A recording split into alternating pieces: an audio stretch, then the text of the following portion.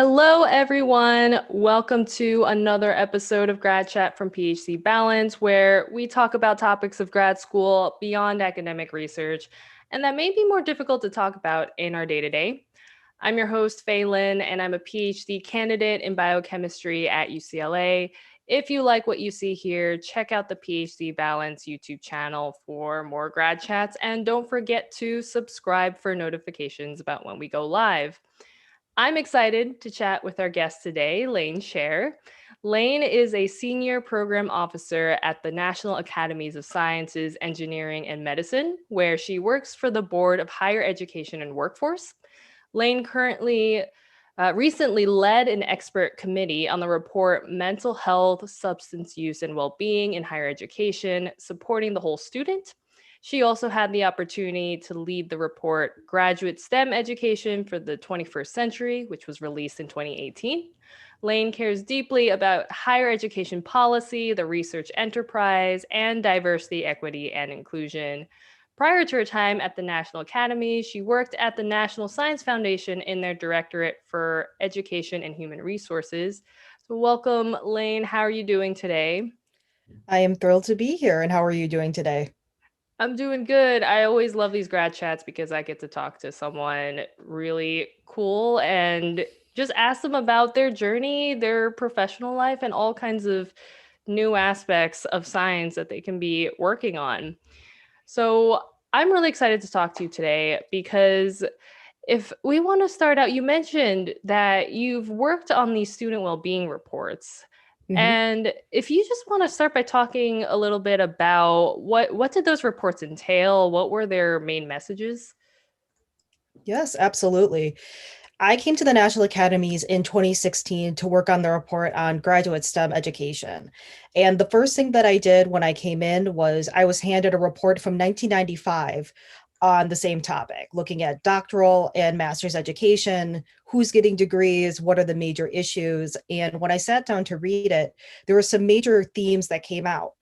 Uh, who's going into which careers? What are we learning about diversity, equity, and inclusion?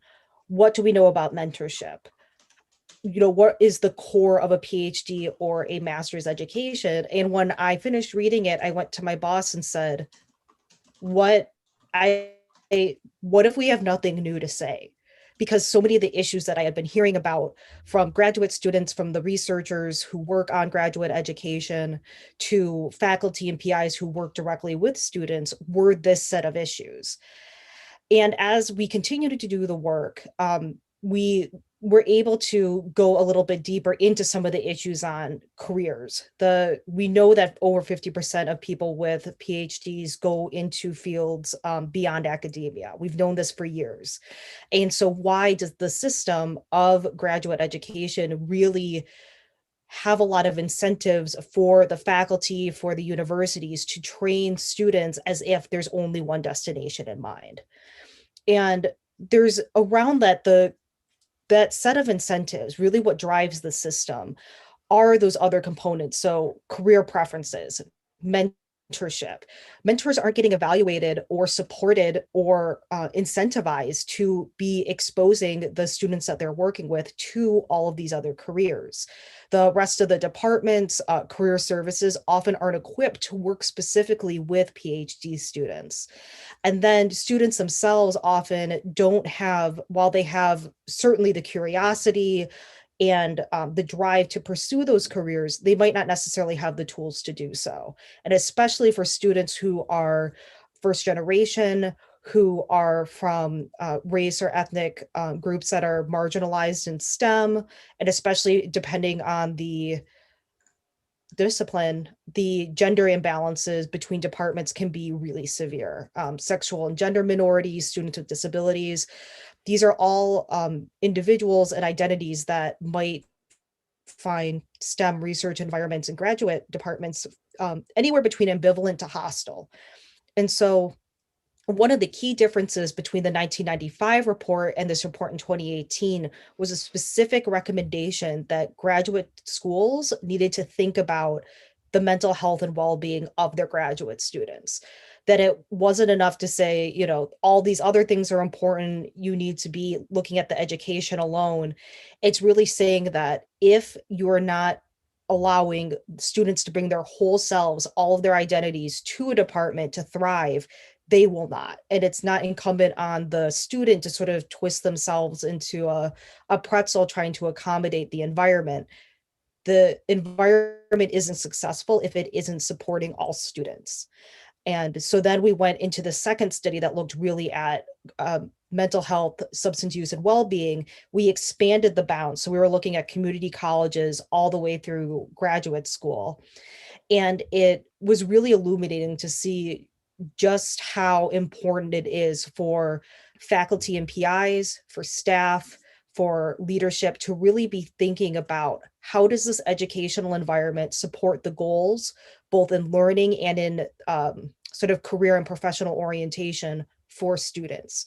Does it allow them the ability to pursue the variety of careers they might want and to express themselves and be sort of true to their own nature? And I think the big takeaway from both of these reports is that student-centered education should really be at the mission of every single college and university.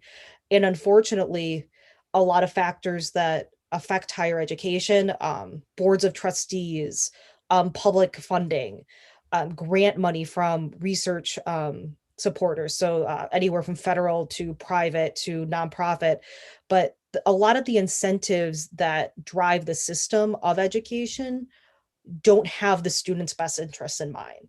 And so until, those bigger pieces can be reconfigured in order to put the students back at the center of education, it's going to be a set of sort of iterative changes for students and their faculty to make on the ground to make those adjustments and hopefully get to a place where the well-being of students and actually of faculty too are in a better position to persist and to thrive. I love that. I really love these initiatives that one take a very like intentional approach to first making it aware that mental health is important. We got to think about it explicitly and very intentionally, and it deserves absolute attention.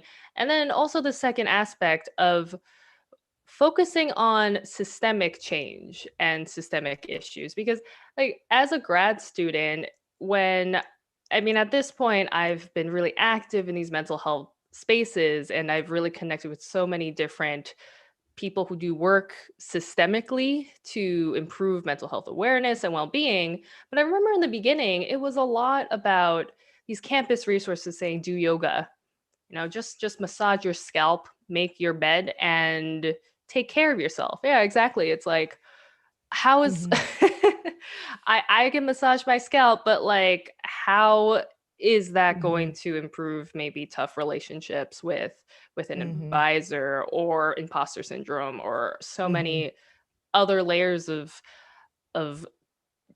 very tough issues that you can mhm, face as a grad student. So I think this report sounds awesome. I think it's such a great message and approach to go at it so systemically. mhm.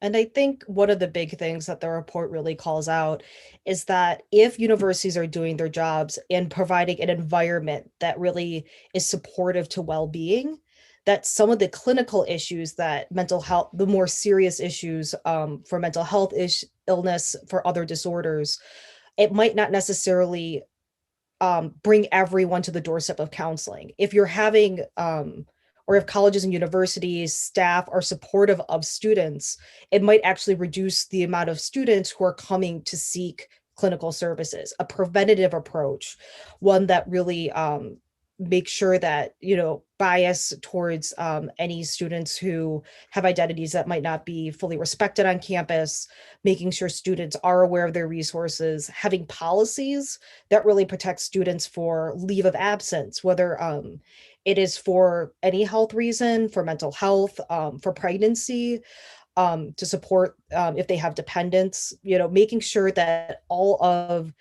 the the life situations are accommodated for, and that there's really clear guidance on how students can make sure that they can navigate life and their school. It just makes it easier for everyone. But I think the fact that higher education was really set up to serve a certain set of students, so men, often from higher income brackets, who had support at home, means that now the universities are having to make sure that their policies and procedures are inclusive of everyone. And so doing a full scale review of, who are we really talking to when we're looking at, our own policies and procedures is critical. Even those, sort of the not super interesting shifts in those guidelines, the department guidelines, can really help ensure that when students are encountering issues, that they can go back and say, well, these are what I'm supposed to be accommodated, or these are the accommodations I should be allowed to have. Can we have a conversation about it? I think compliance should always be the floor, not the ceiling. And there's a lot of other things that can be done, but if you don't have a good foundation, everything is going to be shaky from there on. Right. Yeah, this is all great stuff. And Layne, I know your career focuses in science policy, and I think I do want to take a moment to ask you, how did you find your career in science policy, and what advice would you have to those who would like to pursue a career in higher education or science policy? Yeah, that's a great question. And I think from what I've seen from my colleagues at the National Academies of Sciences, at the National Science Foundation, and other places, there is no one way to get to a career in higher education or science policy, which is great because that means you can start anywhere and make your way in. But it also means there isn't a real path to get there either. There isn't sort of a do this, start here, do this step next, do this, and then you'll arrive at your destination. There are a number of fellowships. I imagine a lot of people who are listening are familiar with the AAAS Science and Technology Policy Fellowships, and some of the other AAAS fellowships on. There's the Mass Media Fellowship. There are some congressional fellowships also. The National Academies, we have our own Merzion Fellowship, but there are a number of other ways to go about making your way in. And so my background is actually in English and art history, and I worked for several years as a fundraiser for nonprofits. I did grants management. I really worked with a lot of the directors of programs and making sure that their programs were getting the funding that they needed. And after a period of time, I thought, I really want to be doing program work, not necessarily the support work for it. And I went back to get my master's in public policy, was thinking broadly about higher education issues, nonprofits, philanthropies, and the kind of how we make sure that funding gets distributed to new ideas, what innovation looks like. And when I finished, I was looking for a job, and I was running up against a lot of issues. A lot of the places that I applied for wanted me to come in and work as a fundraiser, doing major gifts or doing foundation relations, which is, I went to grad school to pivot out of that. And so I wasn't keen on going back into that world. And so when I was applying for jobs, I had a chance to meet with someone at the National Science Foundation. And that person took a risk with meeting with me. They knew I had an interest in higher education. We both had worked in philanthropy for a period of time. And we had a great conversation. And they happened to be hiring a science assistant, which is a role at the National Science Foundation that lasts for 2 years. And I worked there in the sort of at the desk of the assistant director for education and human resources, and it was eye-opening. I wasn't quite sure what I was walking into, but I got to work on everything from congressional responses, the annual budget, working on presentations for the National Science Board, getting to go to conferences, getting to go help with remarks for different presentations for my bosses. And I think the best thing that I got to work on, or the thing dearest to my heart, was working with the National Science and Technology Council. There is a committee on STEM education that ropes in 15 different federal agencies that have investment in higher or in STEM education. And I got to work across the 15 agencies looking at investments from K through 12 teacher education through graduate education, broadening broadening diversity in STEM. And it was really a great opportunity to see a little bit of everything. And when that position ended after 2 years, I had been having conversations with different people who I had met throughout my time at NSF. And I had a chance to take this opportunity at the National Academies. And my colleagues are incredible, and we all bring a different skill set to the team. Some of us really focus on some or have stronger research skills. Some of us are stronger at public speaking. There is a strong component of grant writing in it. So having that background in fundraising has helped me a lot. And it's a great team environment. I really appreciate, I have colleagues who've worked on issues from sexual harassment in academia, the science of effective mentorship in STEM, and broadly in the national academies, they're working on some of the COVID response, the science around COVID and the policy recommendations for how to return to schools, what's safe, what's an equitable distribution for the vaccine. And it's a real pleasure to get to work at a place that has so much intellectual curiosity baked into it.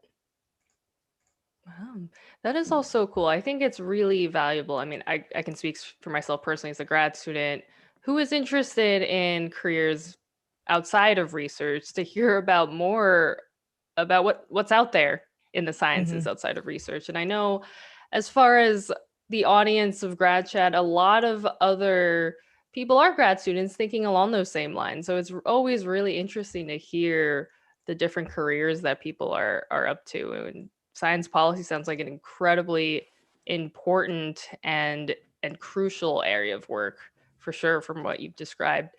And this leads a little bit into the next question here that says a lot of the work you do focuses at the national level. Do you have any challenges staying connected to the mission of the work?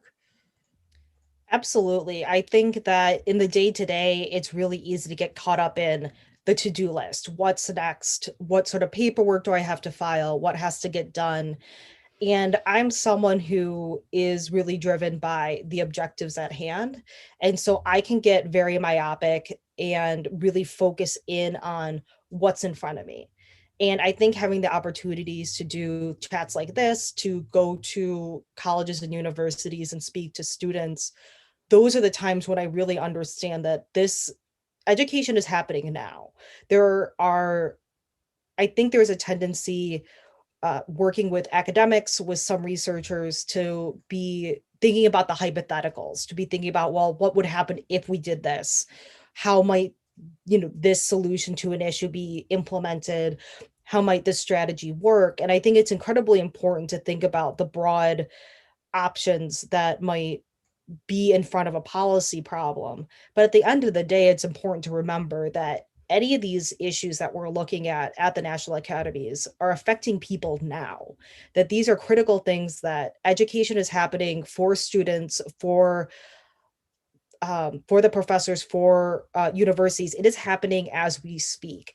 And the faster that we can think about the ways that the research can inform evidence-based policies, the more likely it is to have impact. And that disconnect sometimes between what we do, which is these reports, workshops, webinars, and thinking about how that translates into what impact does it have, is incredibly difficult sometimes. And thinking about how do we measure that? How do we prove to the federal agencies, the taxpayers who support this work, is hard to imagine also. And so I think just for me, getting to do work like this, getting I coach ultimate frisbee too, so I get to hang out with some college students a couple times a week, but they remind me of what's really at stake here. And I think, at the end of the day, even great jobs are jobs, and getting getting back to sort of the core of what is at stake is incredibly important, no matter what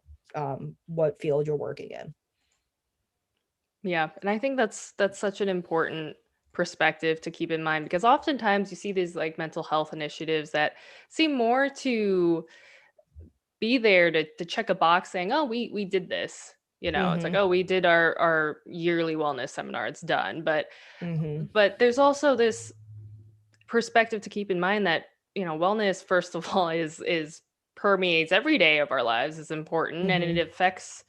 definitely affects people, and it's something we need to think about if we have poor wellness practices, that people are being harmed by this. And Hmm. I think oftentimes some of these more institutional initiatives that I've seen are more come from the motivation of, let's just check a box. It's not out of this genuine Hmm. desire to help people, honestly.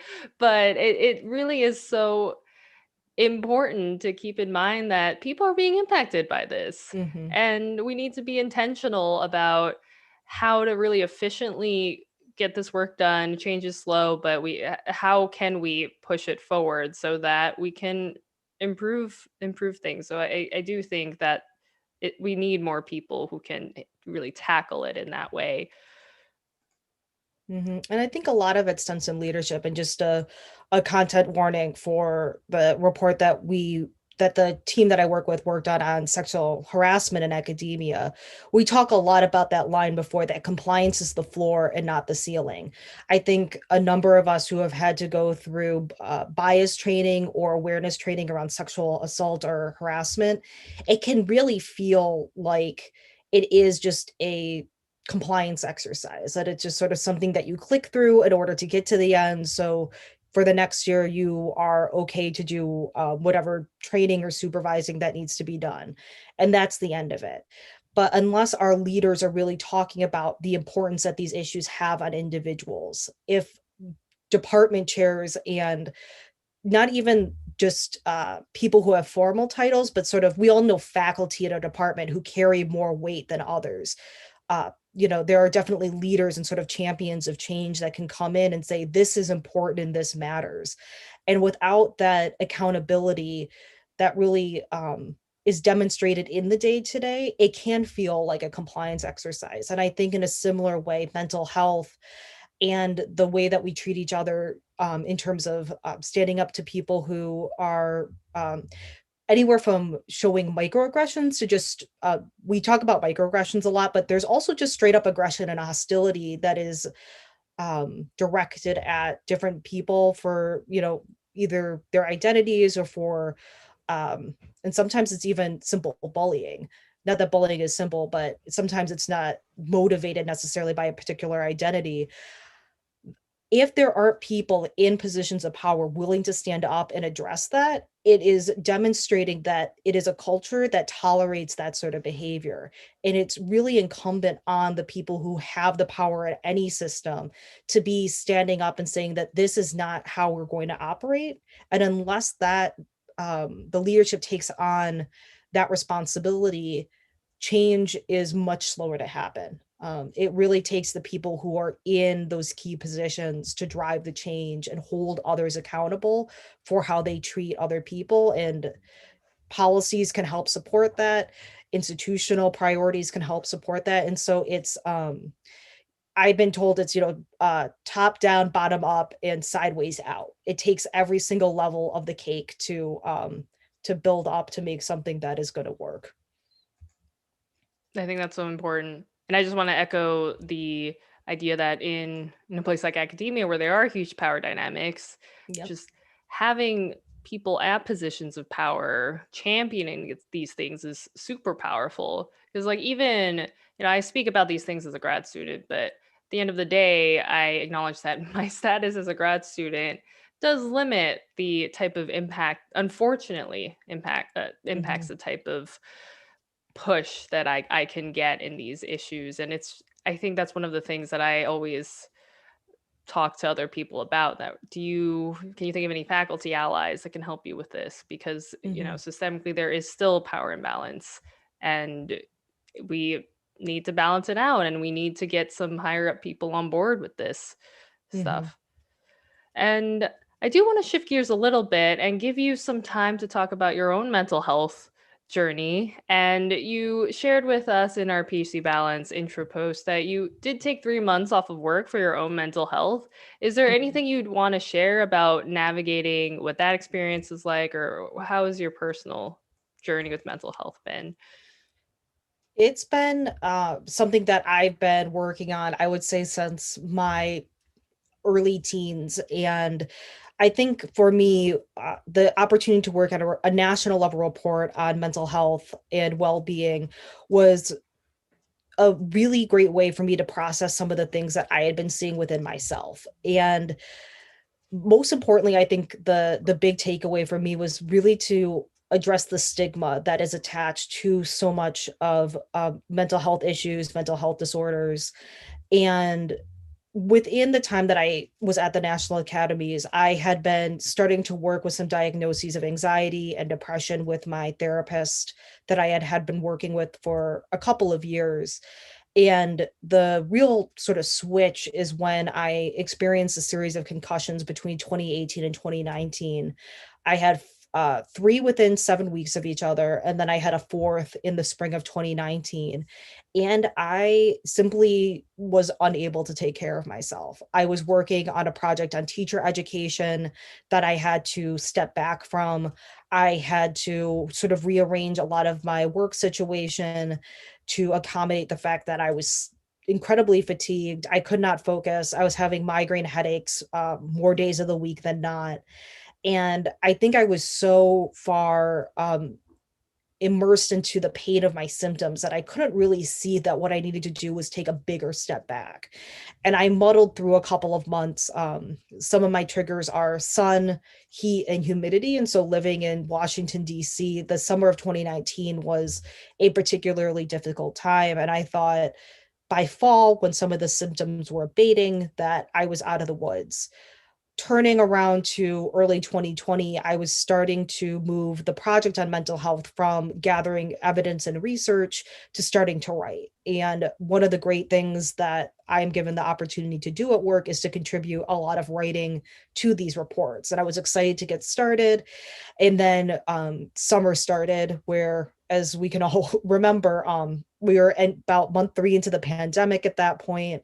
I had my part of my ceiling in the apartment that I had been living in collapse. So knock on wood, I'm in a new place now.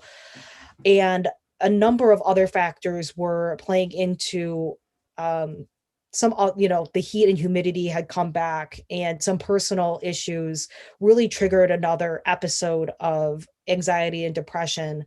And while I worked through the summer to sort of get to the point where my medical team was ready to support me to go on leave, and I had put my work in a position that was easily able to be handed off, it was one of the more difficult decisions that I had made. And I thought, as I was working on, writing up sort of like what characteristics are associated with people who have anxiety, how do we support students who need to go on medical leave? I just kept thinking that the irony of me going through an experience in my own body where I was really struggling and writing something that I hope would help people. I really thought that if I can't take the message of how important mental health is, that if I need to take a step back, I should, then I have no business writing this report. And so I took September through early December. I was at home taking care of my mental health, doing a lot of doctor's appointments. And I feel incredibly fortunate that I had such a suite of specialists that were willing to help me. And I feel much better now. It has been about 6 weeks since I've been back, and it's definitely a slow ramping up. But I think that no matter what, if you are thinking that you need the time, it is worth taking the time. There's nothing that really compares to it. And for me, it took a lot of getting over my internalized stigma to say, no, time off is time off for health reasons. And the fact that it is for my mental health is not an issue. Yeah, that really resonated with me too when you were saying that you're working on these reports that focus on student well-being, and it's still hard to Hmm. tell yourself to take the time off or to prioritize self-care. And I also relate to that so much as someone who's also been pretty active in this mental health awareness space. And I think that just speaks to how prevalent the stigma is in our society where, I mean, I just want to just throw the message out there that it it's hard. Like as people who like work in these spaces and have actively done research or like or if this is your job working in these spaces, it's still hard to prioritize mental Mhm. health. And that's due to stigma. And, we're all working to change that, but also just to normalize the conversation as well, that it's hard whoever you are. And I think a lot of times, at least in my interactions with people in the mental health sphere, is people ask me, how are you able to do it with so much stigma? And the answer is, it's still hard. It's Absolutely. definitely Yeah, still hard. So it sounds like you've been through a lot of tough stuff. How, I mean, how is are you back to work now? I How is am. how's your day-to-day been after I that? have to say, when I came back, I sort of felt like, I had 3 months off and I was going to hit the ground running. And I had to remember that the time that I took off wasn't a vacation. I think that was the other important thing. I wasn't lounging, it wasn't a recreational time. I was using that time to heal and to get better and to figure out with my doctors some of the ways that I hadn't been sort of the balances and the chemicals in my brain were not working to their best effect. And really making sure again that it's that the stigma part really gets sticky. I kept thinking, I took these 3 months off. I should feel fine. I should feel 100% better. But I think what I had to realize was the amount of time that I took off was helping me get back to from way under the water to maybe sea level. And starting from sea level, it's not like I built up like a huge cushion. I was at sea level. And so even my fluctuations day to day, there's some days that I still feel a bit underwater and that I need to really work to pace myself. And it's, I think, I'm at a point right now where I might have taken on more than I have, because I was so excited to get back to work, that I'm sort of in the process of balancing it out with saying no to some more things or trying to figure out how to balance the the load that I have now. And of course, we're also working in a pandemic, which makes everything just so much harder. And reminding myself that I'll make mistakes. I am going to be someone who is, there's sort of how I want to operate and then how I feel. And those aren't always the same things. And that I have to listen to my body a little bit more to see what I'm capable of doing. Yeah, and when you were saying this expectation that, I took this time off and I quote should feel better, but and then the self-questioning, why don't I feel better, or how come I'm not past sea level, etc. I think that also resonated with me a lot as well, because I think even when I took the steps to be like, it's okay if I'm at sea level, it wasn't a vacation, and I spent this time trying to recover.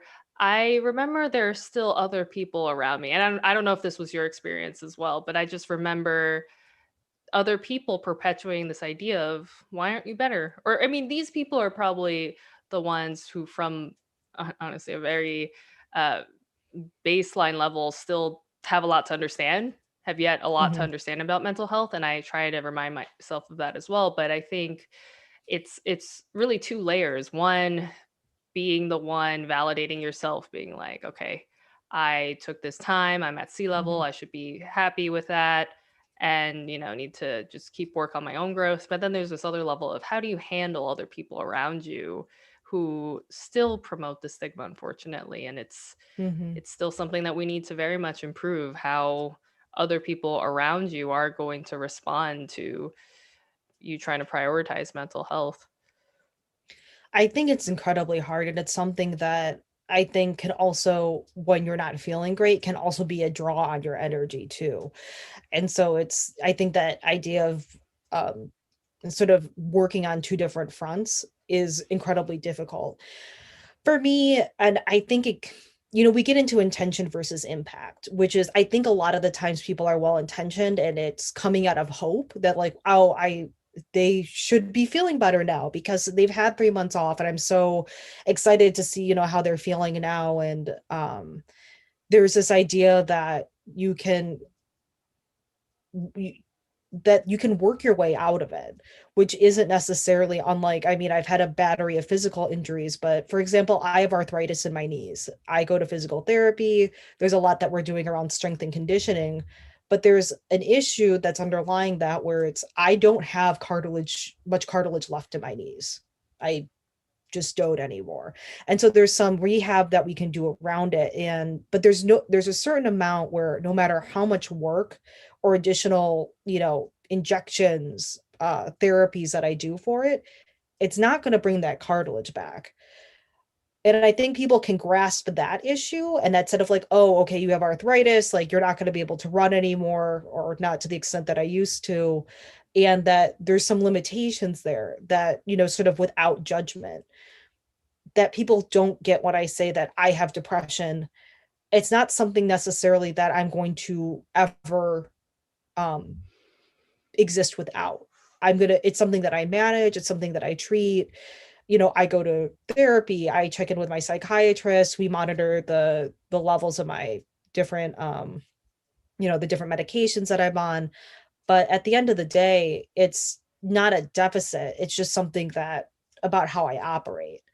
And so I think that while again reminding people that you might have intended to say or intended to, express your excitement on me coming back, or that you're hoping that I'll get better and that's all good, the impact of it is you're making me feel like I'm in control of something that I can address and that I'm working to. But someone once described, I was at a talk and they described trying to treat depression and anxiety with the tools that we have with therapy and a lot of um, the different sort of psychopharmaceuticals that are available, like trying to do a paint by number that you might get, in a coloring book with a paint roller. That it's just the tools aren't quite there to really hone in to be as specific as they need to be. And so that's why it requires a lot of maintenance. And that education and that awareness in the broader population is still something that hopefully is, I think, getting better, but is not. I think it takes those conversations one-on-one to have it really stick with someone. Yeah. Yeah. I love this overarching message that this, mental health struggle is not something within your control. And it takes a lot of work and maybe self discovery to find what works for you and finding the people who will be the support for you. And it's such a journey, such a tough human journey, is what it is. Absolutely.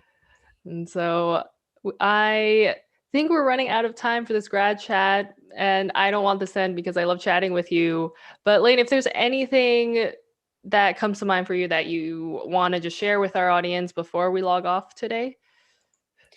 I think that the work that you all are doing and having community, especially now, is so incredibly important. And just to remind people that if there are questions about research and evidence, there are the reports from the National Academies. But, in terms of figuring out what's right for your own life, you're the expert on your own self. And so figuring out the best way forward, it's a lot of trust in who you are and recognizing when it's okay to step back. And if you're thinking that you need to cool the jets a little bit, you probably would be, not that you need to, but you might benefit from it. So, from someone who's pretty type A, and I think a lot of grad students get into what they like to do because they care so much, you can't have that positive impact on the world if you're running on an empty battery. So take care of yourself first, and then you'll have more to give to the causes that you care so much about. Awesome. I love it. Woo, this has been Grad Chat. This has been Grad Chat from PhD Balance. If you liked what you saw today, because I certainly did, because chatting with Layne is awesome, don't forget to subscribe to our YouTube channel below, and you can get notifications about when we go live. Grad Chat goes live every Saturday, 12 p.m. Pacific, 3 p.m. Eastern. So I hope you all will join us next time, and we will see you soon. Bye. Thanks so much.